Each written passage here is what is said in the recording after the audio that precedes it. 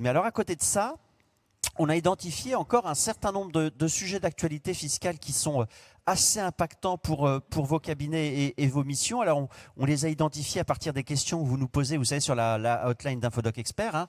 Et l'année dernière, vous nous avez fait particulièrement confiance, donc je vous en remercie, puisqu'on a battu un record. On a dépassé les 16 000 questions que vous nous avez posées sur la hotline d'Infodoc Expert en droit fiscal, droit social, droit des sociétés et comptabilité.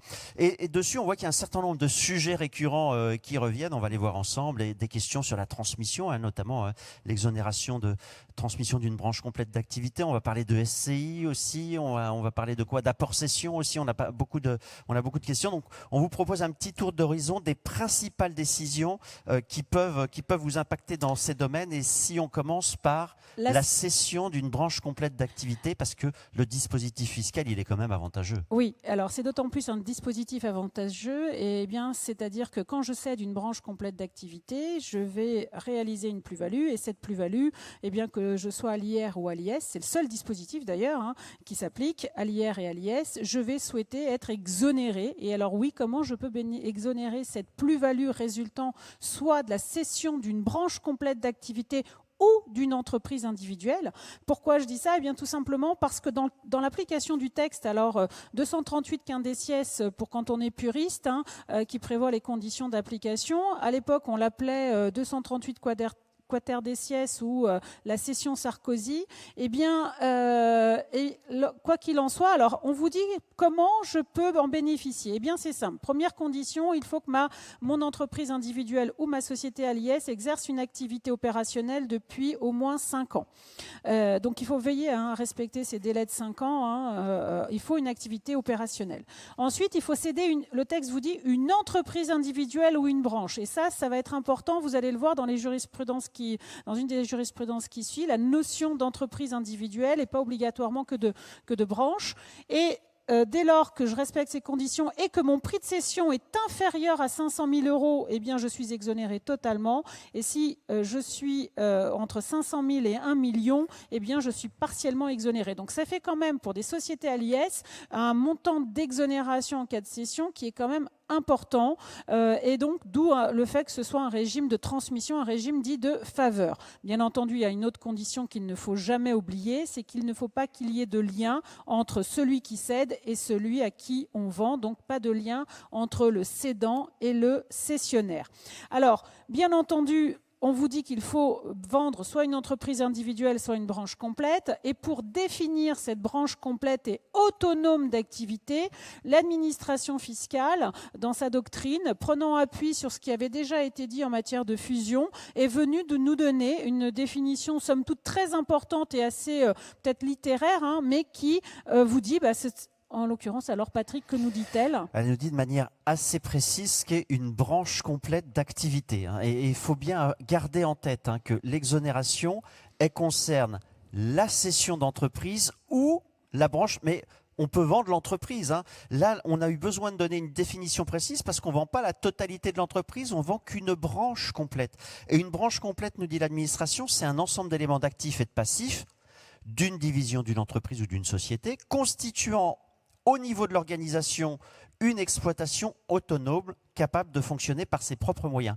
Et ça, c'est un critère, on va le voir, il y a plusieurs jurisprudences, que l'administration étudie de manière assez précise. Est-ce que j'ai cédé un ensemble qui peut fonctionner de manière autonome sans avoir besoin d'y adjoindre des moyens supplémentaires à ceux qui ont été transmis? Alors, il y a, ça c'est le principe donné dans l'instruction fiscale, il y a des dérogations, vous le savez, notamment pour les immeubles et les marques, on n'est pas obligé de les céder, on peut simplement les mettre à disposition, sous le cadre d'un bail ou d'un contrat, hein, à disposition au profit du cessionnaire pour qu'il puisse poursuivre cette exploitation autonome. Mais mis à part ces tolérances-là, ça veut dire que tous les autres éléments d'actifs et de passifs doivent être transmis pour qu'on soit en présence d'une véritable branche complète d'activité. Alors il y a un cas qui est particulièrement intéressant et qui est prévu aussi par la doctrine administrative, c'est les parts de société de personnes. Vous êtes dans une société de personnes, peut être une SARL de famille, ça peut être une SCP d'avocat, de notaire, hein, qui relève de l'impôt sur le revenu. Eh bien, lorsqu'un associé vend l'ensemble de ses parts dans la société de personnes, il vend une branche complète d'activité. Et donc, chacun des associés est titulaire d'une branche complète et si chacun vend ses parts dans la société de personnes, chacun va pouvoir bénéficier de l'abattement de l'exonération à hauteur des 500 000. Si je prends l'exemple on va prendre une société civile par exemple, de SCP à l'IR, de peu importe la profession libérale, j'ai 5 associés.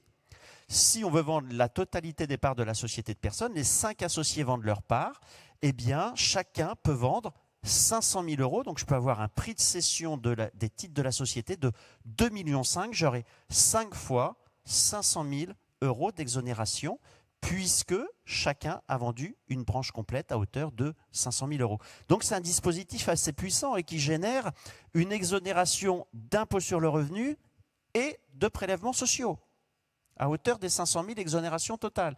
Donc chacun de mes associés peut avoir un prix de vente de 500 000, donc potentiellement une plus-value de 500 000 exonérée d'impôt sur le revenu et de prélèvements sociaux. Alors cette branche complète d'activité, elle est souvent analysée par l'administration fiscale. Je vous le disais, c'est un dispositif assez puissant, donc qui est un petit peu dans le viseur de l'administration fiscale, qui va aller regarder si toutes les conditions sont bien remplies. Et là, on a un exemple assez intéressant. Finalement, j'aime assez cet arrêt de la Cour administrative d'appel de Lyon.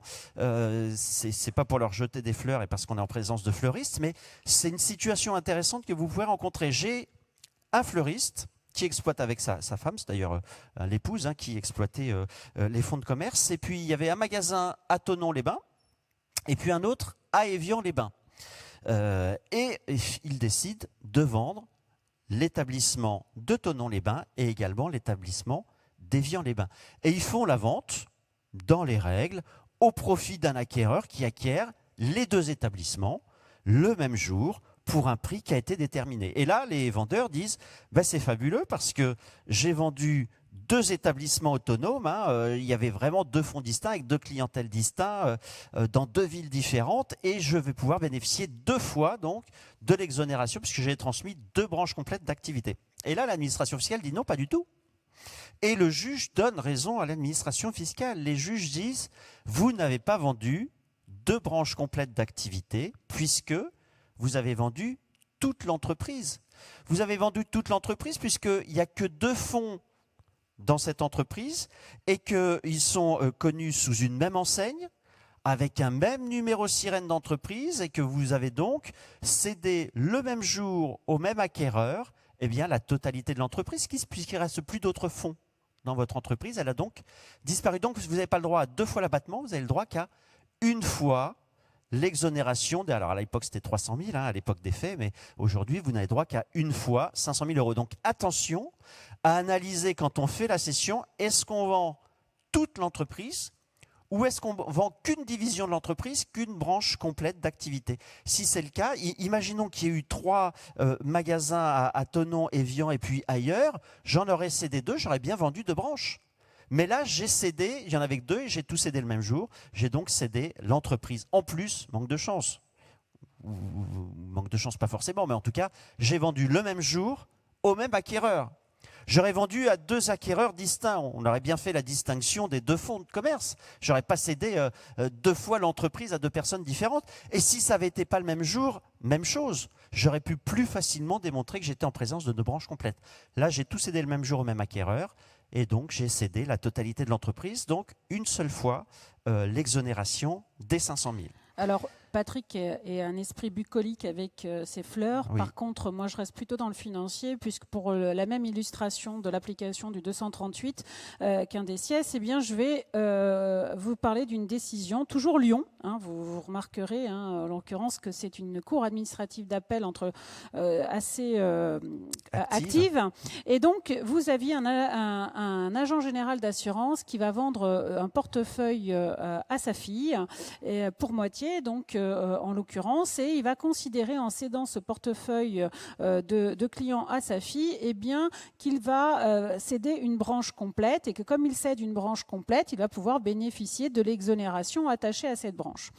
Et l'administration, en l'occurrence, va passer par là, elle va vous dire non, vous ne pouvez pas bénéficier de cette exonération puisque vous ne respectez pas la condition qui est de céder la branche complète. Et pourquoi vous ne respectez pas cette branche complète ? complète, et la Cour va confirmer cette position de l'administration fiscale, eh bien parce qu'elle va considérer que lorsqu'en cédant ce portefeuille d'assurance, eh bien il n'a pas cédé les éléments d'exploitation matériels et humains qui sont dédiés à l'activité. Et pourquoi est-ce qu'il ne les a pas cédés? Eh bien parce que le même jour où il avait cédé à sa fille son portefeuille client, ils avaient ensemble constitué une société d'exercice conjoint dans laquelle ils ont mis en commun les moyens pour exploiter tant en personnel qu'en matériel, tous les éléments nécessaires à la poursuite de l'activité. Et donc, dans ce que vous dit en plus la Cour, c'est que si on avait cédé, comme le disait tout à l'heure Patrick, quand on cède toute l'intégralité des parts d'une société de personnes, eh bien cela est analysé comme une cession d'une branche complète. Donc là, ils ont dit, bah oui, très bien, vous avez cédé un portefeuille, mais finalement, c'est des cessions isolées, c'est pas une branche complète, puisque l'ensemble des éléments matériels et humains étaient dans la société d'exercice conjoint. Si vous aviez cédé l'intégralité des parts de la société d'exercice conjoint et, en l'occurrence, en plus, le portefeuille, dans ce cas-là, vous auriez cédé une branche complète d'activité et vous auriez pu bénéficier de l'exonération. Là, en l'occurrence, les portefeuilles en plus que vous cédez ne sont pas clairement individualisés. C'est un ensemble d'éléments d'actifs isolés et des actifs isolés ne peuvent pas constituer une branche complète. Donc, encore une fois, remise en cause de l'exonération au titre de la branche complète d'activité. Et enfin, pour finir, on va à Bordeaux. On va à Bordeaux juste quelques minutes pour parler d'agences immobilières, où là, l'administration fiscale aussi, c'est un grand réseau, Guy Hockey, pour ne pas le nommer, qui vend un établissement, une de ces agences immobilières. On fait de la transaction, on fait des ventes et on gère aussi de la location, notamment de la location saisonnière. Et là, on cède l'établissement en entier, donc on cède l'enseigne, la clientèle, le mobilier, le matériel, les fichiers clients, aussi bien de transactions que de location. Il n'y a qu'une chose qu'on ne transfère pas, c'est le personnel. Et là, l'administration fiscale dit, vous n'avez pas transféré la branche complète d'activité. Non pas parce que vous n'avez pas transféré l'intégralité du personnel ou du personnel, mais parce que votre établissement que vous avez cédé, il n'est pas autonome. Puisque pour qu'une agence immobilière fonctionne, il faut qu'il y ait au moins une personne qui soit titulaire d'une carte professionnelle de l'immobilier. Or là, vous n'en avez pas transmis avec les autres éléments de la branche. La branche est donc incomplète, elle ne peut pas fonctionner de manière autonome. Et donc, on a remis, avec l'accord du juge, on a remis en cause l'exonération des 500 000 € au titre d'une cession d'une branche complète d'activité. Donc, attention et vigilance, systématiquement analyser, comme le fait l'administration fiscale, est-ce que j'ai transmis une entreprise ou une branche complète qui peut fonctionner de manière totalement autonome, sans avoir à y adjoindre de moyens complémentaires par le cessionnaire. Alors après... Un autre sujet encore très important. Oui, le taux réduit d'IS. Donc là, en l'occurrence, quand on est dans une société à l'IS, eh bien, on sait depuis 2001, c'est important, vous allez voir que dans les fondements de la décision dont on va vous parler, eh bien, on remonte à 2001. Et donc, depuis 2001, les sociétés à l'IS qui répondent à certaines conditions peuvent bénéficier d'un taux réduit de 15%. Alors, désormais, c'est 42 500 €. On n'avait pendant un temps pas revalorisé ce seuil qui était de 38 120 de mémoire. Et désormais, pour les exercices clos à compter du 31 décembre 2022, on a un seuil de bénéfice imposable à 15% de 42 500 €. Pour bénéficier de ce taux réduit, vous avez plusieurs conditions. Eh bien, être à l'IS, ça c'est de plein droit ou sur option. Avoir un chiffre d'affaires hors taxe, en l'occurrence inférieur à 10 millions €. Alors ce seuil également ayant évolué en l'occurrence depuis 2021.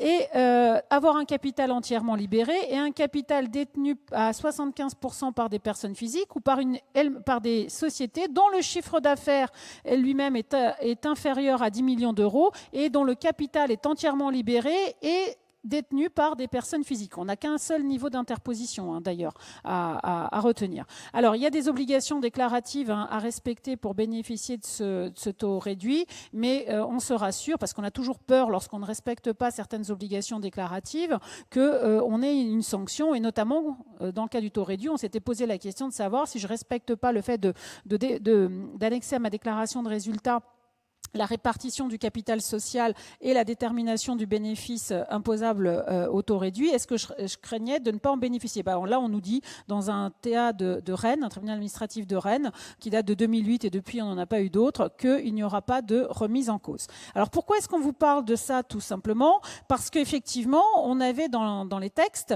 un cas particulier pour la détermination de la condition liée au chiffre d'affaires, notamment en matière d'intégration fiscale. Quand on est dans l'intégration fiscale, la redevable de l'IS, c'est la société mère, et la société mère, pour apprécier si oui ou non elle répond à la condition de chiffre d'affaires,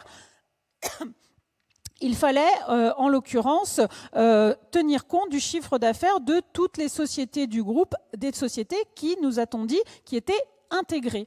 Et puis est venu un petit peu mettre c'est un pavé dans la mare, puisqu'une décision du Conseil d'État du 13 mars 2025, en l'occurrence, est venue remettre en cause un peu ces dispositions et pour nous dire que les filiales soient intégrées ou pas, qu'il y ait un groupe d'intégration ou pas, eh bien, pour apprécier le chiffre d'affaires, je totalise le chiffre d'affaires de toutes mes sociétés du groupe économique. Donc, autrement dit, vous pouvez avoir des sociétés... Alors, la décision qui était devant le Conseil d'État, en l'occurrence, initialement, on avait une société mère qui détenait plusieurs filiales, dont 2 qui étaient intégrées, et TDA qui ne l'était pas. Et en l'occurrence, l'administration est venue en disant que elle remet en cause le taux réduit au niveau du groupe parce qu'elle a fait masse de tout le chiffre d'affaires de toutes les sociétés, à savoir F1, F2 et TDA, et de la société mère, pour savoir si oui ou non ils respectaient la condition. Et la Cour, pour ça, retient quels critères en remontant en 2001 ? Le Conseil d'État dit on va reprendre le texte initial de 2001, on va regarder quelle était l'intention du législateur. L'intention du législateur, d'après le Conseil d'État, était de favoriser avec un taux réduit d'IS uniquement les plus petites entreprises, les plus petits groupes, ceux pour lesquels la réglementation sur les aides d'État pouvait s'appliquer. Donc pour savoir comment est-ce qu'on applique la réglementation sur les aides d'État, vous savez, on regarde les liens de participation entre une mère et sa fille. Donc si je détiens entre 50 et 100% de ma fille, je vais totaliser les chiffres d'affaires. Si je détiens entre 25 et 50%, je vais prendre en compte le chiffre d'affaires de la fille, mais à hauteur de mon pourcentage de détention.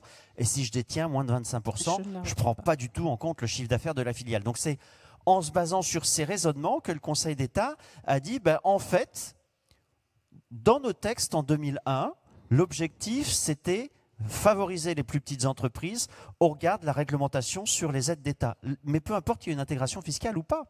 Et donc, ce que nous dit le Conseil d'État, c'est que désormais, pour apprécier en fait la condition du chiffre d'affaires dans un groupe économique, et on ne parle plus de groupe d'intégration fiscale, donc dans un groupe économique, on va prendre en compte toutes les filiales détenues par la société mère pour apprécier le chiffre d'affaires. Donc dans mon schéma, même s'il n'y a pas d'intégration fiscale, attention, on va quand même prendre en compte le chiffre d'affaires réalisé par les filles pour savoir si la société mère qui détient toutes ces filles a un chiffre d'affaires au regard du groupe qui dépasse ou pas les 10 millions d'euros.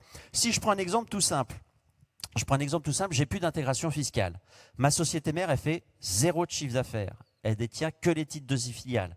Elle a 10 filiales qui font chacune 1 million d'euros de chiffre d'affaires.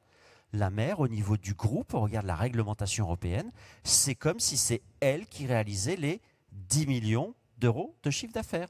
Donc ça veut dire que la fille, TDA, F1, F2, peu importe laquelle, aucune des sociétés filles du groupe ne peut bénéficier du taux réduit d'IS, puisque au niveau consolidé de la société mère, il y a les 10 millions, même hors intégration fiscale.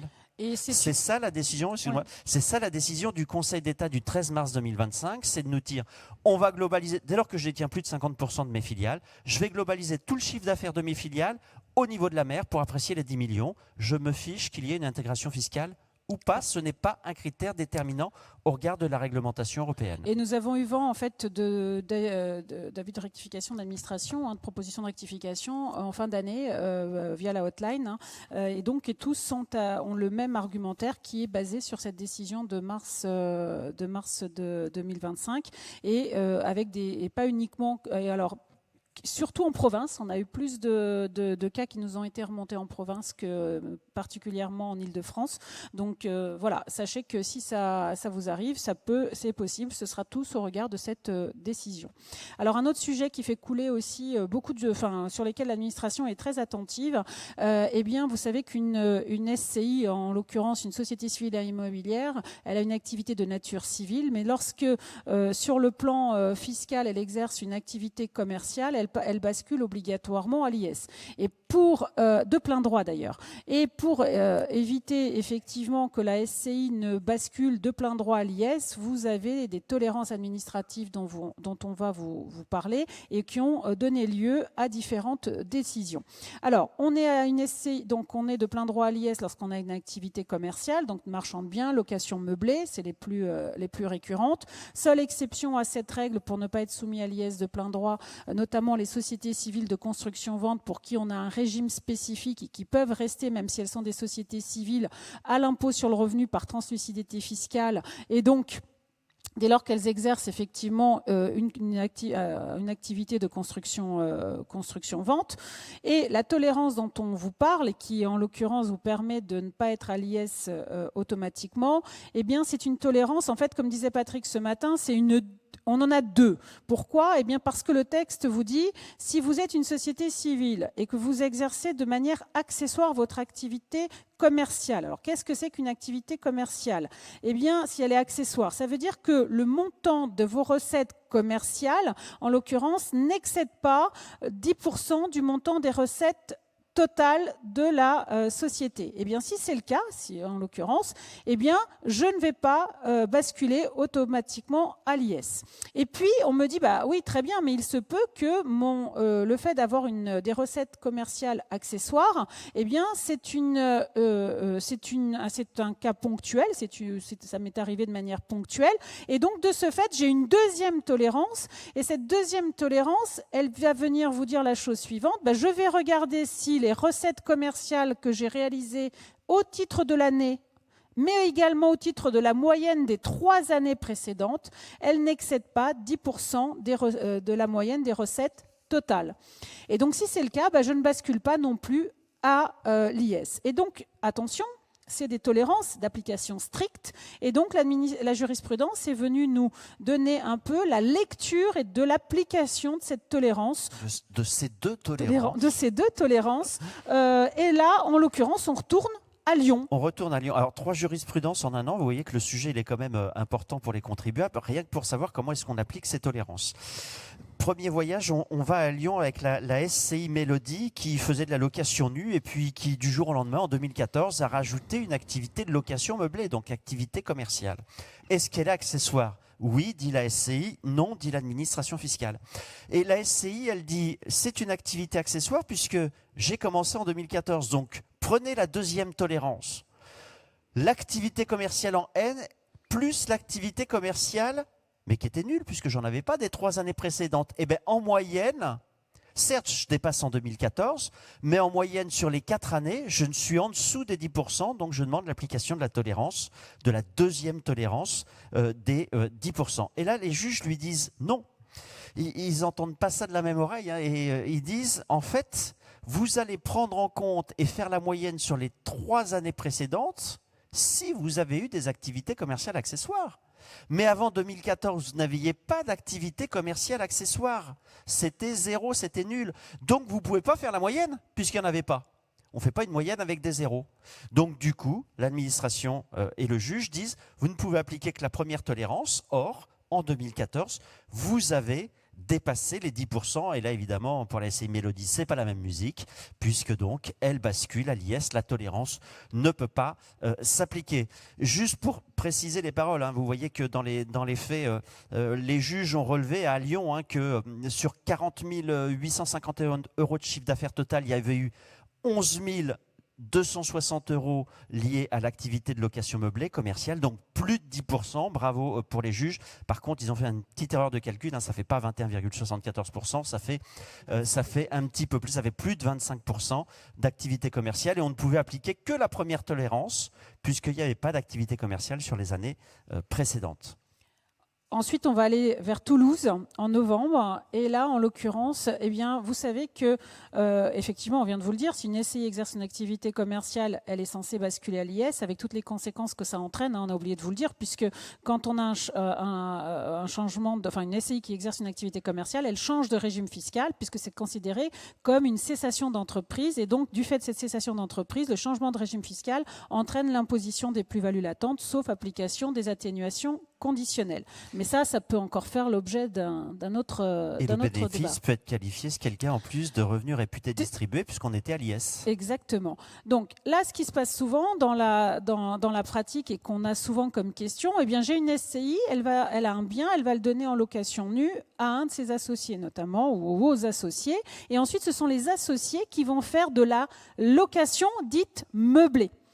Et donc, finalement, vous avez même des jurisprudences qui vous disent, dès lors que tout ceci est bien effectif, que j'ai bien un loyer, que tout ça s'organise de manière normale, eh bien, il n'y aura pas de problème. Celui qui fait de la location meublée, c'est bien l'associé à qui j'ai donné le bien en location, et non pas la SCI qui ferait de la location meublée de manière indirecte. Et puis, la problématique de cette jurisprudence qu'on a de Toulouse, c'est qu'effectivement, la SCI donne à bail des locaux à un preneur. Ce preneur va faire lui-même de la location de gîtes et de chambres d'hôtes, sauf que l'administration va relever que les paiements des clients étaient encaissés directement sur le compte de la SCI, que les charges liées aux chambres d'hôtes et aux gîtes sont payées via le compte de la SCI, et enfin que finalement aucun loyer n'a jamais été versé par le preneur à la SCI, contrairement aux stipulations du bail.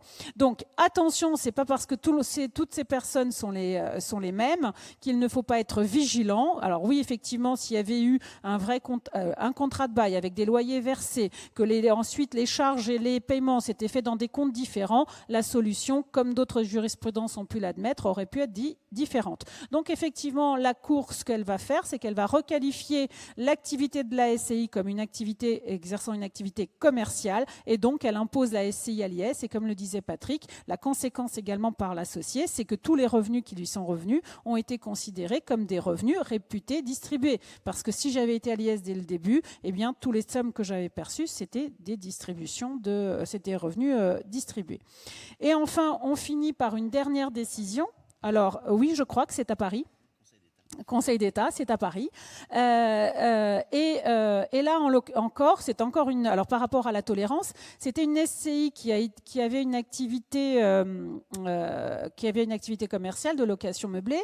Et en l'occurrence, elle n'a pas déclaré ses résultats à l'IS parce qu'elle considérait que elle ne dépassait pas les recettes de 10% des recettes totales en 2015, 2016 et 2017. Sauf ce qui s'avère, c'est que l'administration, en regardant de plus près, elle s'aperçoit, enfin, est confirmée par le Conseil d'État, c'est que l'année 2016, l'exercice 2016, en l'occurrence, elle était revenue en dessous des seuils. Donc, ça veut dire qu'en 2015, elle les dépassait la tolérance de 10%. En 2017, elle dépassait la tolérance de 10%, mais pas en 2016. Et là, le Conseil d'État rappelle les deux tolérances dont on vous a parlé tout à l'heure. Et elle vous explique que le fait qu'une SCI, en fait, ait été assujettie de plein droit au titre d'un exercice ne fait pas obstacle au fait qu'un exercice antérieur, en fait, bénéficie de la tolérance. Alors, ça voudrait dire quoi? Eh bien, ça vous dit qu'au cas particulier, on n'a pas à maintenir l'imposition au titre de l'exercice 2016, puisque le montant hors taxe des recettes commerciales était inférieur à 10% des recettes totales, alors même qu'en 2015 et 2017, les recettes étaient supérieures à 10%. Alors, c'est une tolérance, elle ne s'applique pas de plein droit. Donc le contribuable avait peut-être tout intérêt à de ne pas vouloir faire 2015 à l'IS, en 2016, conséquence, je reviens à l'IR, 2017, je repasse à l'IS, eh bien je refais des conséquences de changement de régime fiscal. Donc attention, c'est une tolérance, mais là c'est pour juste nous expliquer que ce n'est pas parce que j'ai des exercices qui sont à l'IS avant et après, que je ne peux pas en avoir un pour lequel je peux appliquer la tolérance. Merci pour ces éléments et ces points de vigilance dans les SCI, notamment celles qui ont des activités commerciales accessoires. Il y a encore un sujet dont on voulait vous parler ce soir, parce que vous avez beaucoup de questions sur ce sujet sur la hotline. Ce sont les apports-cessions de titres. On parlait tout à l'heure de holding. On y revient un petit peu pour finir cette présentation. Et vous connaissez bien ce régime fiscal des apports-cessions, puisque quand j'apporte des titres à une holding que je contrôle, eh bien mes plus-values d'apport sont mises en report jusqu'à ce que je cède les titres reçus en échange. Ou alors, ce qui peut se passer, c'est que j'apporte les titres à ma holding que je contrôle, et puis celle-ci, si elle les vend dans les 3 ans, eh bien faut qu'il y ait un réinvestissement pour éviter que la plus-value en report d'imposition ne tombe et donc que j'ai à acquitter un impôt sur le revenu.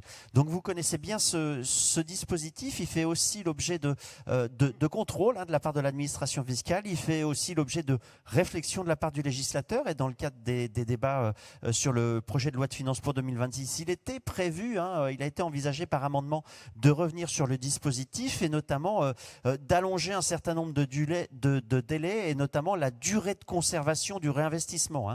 Aujourd'hui, si je cède dans les 3 ans, j'ai 2 ans pour faire un investissement que je dois garder au moins 1 an. Et là, on voulait passer à 5. Et surtout, on voulait également augmenter le taux du réinvestissement. Entre les débats, on était de passer de 60 à 70 ou à 80. Donc là encore, ça fait peut-être des choses qui vont peut-être évoluer peut-être avec le texte qui va arriver. Donc, donc Patrick vous le disait, le report ne tombe pas parce que après la cession dans les 3 ans des titres que j'ai apportés, eh bien, je réinvestis. Donc, j'ai 4 catégories de réinvestissement. Mais quand je fais ces réinvestissements ou quand je fais l'apport des titres, il faut savoir que vous avez à respecter des obligations déclaratives. Et des obligations déclaratives, vous en avez à plusieurs étapes. Vous en avez au moment où vous faites l'apport des titres, c'est-à-dire que je détiens les titres, je les apporte à la holding que je contrôle, ma plus-value est placée en report d'imposition, je dois effectivement faire ma 2074I et ensuite reporter le montant de ma plus-value en report d'imposition pour le porter sur la 2042 dans cette fameuse ligne 8 UT. Et puis vous avez également des obligations déclaratives à respecter au moment où le report d'imposition tombe. Et donc ces obligations déclaratives, en l'occurrence, ça parce que effectivement vous avez cédé les titres apportés, parce que on vous les a rachetés. De la même manière, si vous faites des apports successifs, vous avez des obligations déclaratives à respecter. Et si vous avez également des obligations déclaratives à respecter par la société bénéficiaire de l'apport si elle décide de réinvestir, puisqu'elle doit joindre à sa liasse différentes attestations pour pouvoir démontrer qu'elle a bien réinvesti, quel montant, à quelle date, et ainsi pour que tout puisse être suivi. Et comme je vous le disais tout à l'heure, bien souvent, lorsque on a des obligations déclaratives, la question qu'on se pose, eh bien, c'est de savoir que se passe-t-il si je ne respecte pas ces obligations déclaratives. Et là, en allant vers Toulouse, la Cour administrative d'appel nous dit en septembre, pour la situation d'une société qui avait donc l'apport s'est fait le 25 août 2016, la cession des titres a eu lieu ensuite, des titres apportés a eu lieu en septembre 2016 pour un réinvestissement effectif au 30 mai 2018.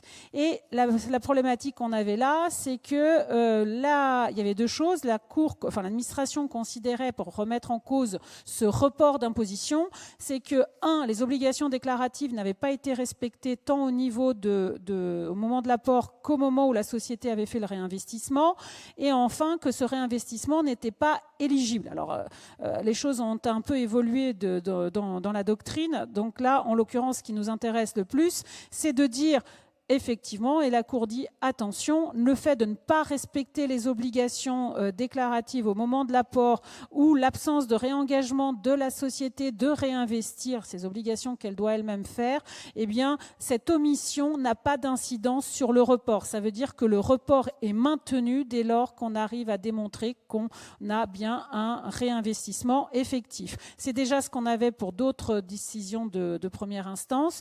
Et là, ce qui serait souhaitable, c'est que le Conseil d'État prenne définitivement position. Donc pour faire courte, ok, il vaut mieux faire respecter les obligations déclaratives, d'autant plus que ça vous permet d'assurer un suivi, mais en l'occurrence, à aujourd'hui, ce n'est pas pour autant que le fait de ne pas respecter ces obligations que ça fait tomber le report. Le report sera applicable de plein droit. Toujours sur ce sujet, un cas, et là on retourne à Lyon, hein, vous voyez, et puis vous êtes face à monsieur X EC. Alors EC, eh bien... Un expert comptable. Voilà. Qui a réalisé l'opération. Et donc, qui avait trois sociétés, dont l'une d'entre elles détenait une filiale, hein, comme vous pouvez le voir à l'écran. Et ce qu'il s'est passé, c'est qu'une partie des titres de la SAF et de la SARL F Audit ont été apportés à la SARL E.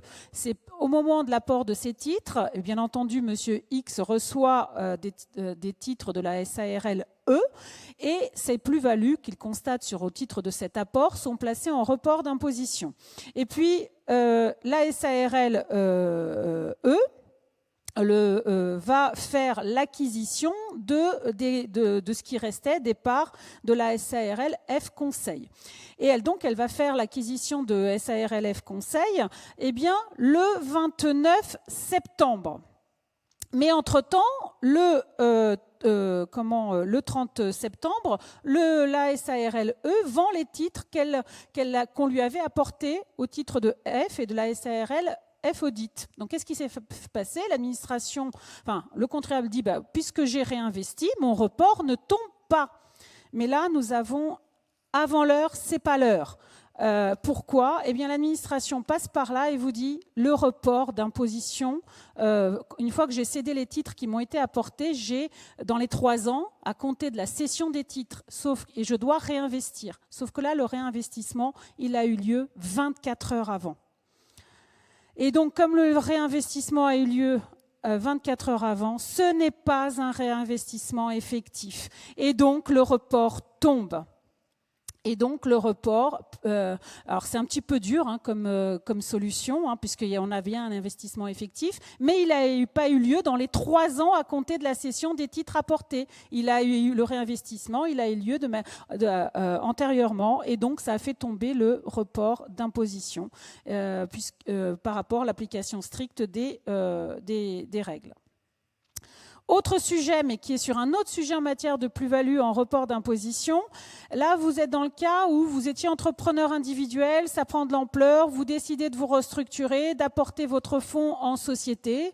Cas assez classique, je place ma plus-value en report d'imposition sur les éléments non amortissables, j'étale ma plus-value sur les éléments amortissable, alors que celle sur les éléments non amortissables est en report. Et donc, je me dis, mais quand est-ce que va tomber mon report? Et là, on me dit, c'est assez simple, c'est soit je cède les titres de la société à laquelle j'ai apporté mon entreprise individuelle, soit je cède l'activité dans apportée. Et donc, le report tombe. C'est la question qu'on en était là. Et puis le Conseil d'État est venu se prononcer sur une question qui était pour moi acquise, mais il faut croire que non, puisqu'on est allé jusqu'au Conseil d'État. Et qu'est-ce qui s'est passé? Eh bien, tout simplement, donc j'ai apporté mon entreprise individuelle en société, et il s'avère qu'une fois que j'avais les titres de ma société, je vais vendre les titres de ma société. Et c'est en vendant les titres de la société à laquelle j'avais apporté mon entreprise individuelle, je vais constater une moins-value. Mais en constatant cette moins-value, cette cession va aussi rendre taxable la plus-value qui était en report d'imposition. Et là, le contribuable, ce qu'il a voulu faire, c'est d'imputer la perte qu'il avait sur les titres, de l'imputer sur la plus-value en report d'imposition afin de diminuer l'imposition correspondante. Et là, le juge lui a dit non, parce qu'on ne peut imputer une moins-value privée que sur une plus-value privée. On ne peut pas imputer une moins-value privée sur une plus-value professionnelle, même en report d'imposition. Donc attention, à bien faire attention sur ce point. Et enfin, pour finir sur une dernière décision, pour rappeler c'est alors là à Nancy, eh bien tout simplement vous aviez monsieur et madame qui ont apporté leurs fonds à une SARL. En apportant donc le fonds, ils placent leur plus-value en report d'imposition sur ce fonds. Et en 2016, ils décident de vendre l'intégralité des titres de la société de la SARL à laquelle ils avaient apporté leurs fonds. Cette plus-value, en l'occurrence sur les titres, va rendre taxable la plus-value qui était en report. Mais là, la doctrine prévoit que dans ce cas-là, la plus-value en report, c'est le seul cas qui existe d'ailleurs pour exonérer cette plus-value en report, c'est de dire, si ma plus-value en report, si j'étais resté entrepreneur individuel, pendant toute la durée de l'activité professionnelle, j'aurais été exonéré sur l'application du 151 septies A, c'est-à-dire en cas de départ en retraite, j'aurais bénéficié de l'exonération d'impôt sur le revenu. Et donc l'administration a souhaité, lorsque vous vendez les titres de votre société à laquelle vous avez apporté l'entreprise individuelle, de vous permettre de bénéficier de l'exonération sur la plus-value en report si vous respectez certaines conditions. Et le contribuable s'est dit, très bien, comme je peux exonérer dans le cas du départ en retraite ma plus-value en report, je l'exonère d'impôt sur le revenu et je l'exonère de prélèvements sociaux. Et là, la Cour est intervenue, la Cour administrative a dit non, ce n'est pas comme ça que ça marche, puisque toutes les plus-values professionnelles exonérées d'impôt sur le revenu dans le cadre d'un départ en retraite ne sont exonérées que d'impôt sur le revenu. Donc, si vous avez cédé les titres, eh bien, les prélèvements sociaux restent dus sur la plus-value en report, vous n'êtes exonéré que d'impôt sur le revenu. Donc attention à ne pas confondre les exonérations d'impôt sur le revenu et les exonérations de prélèvements sociaux. Ça ne s'applique pas de la même manière. Merci beaucoup Olga pour tous ces éléments, toutes ces précisions fort importantes pour l'application de ces régimes fiscaux.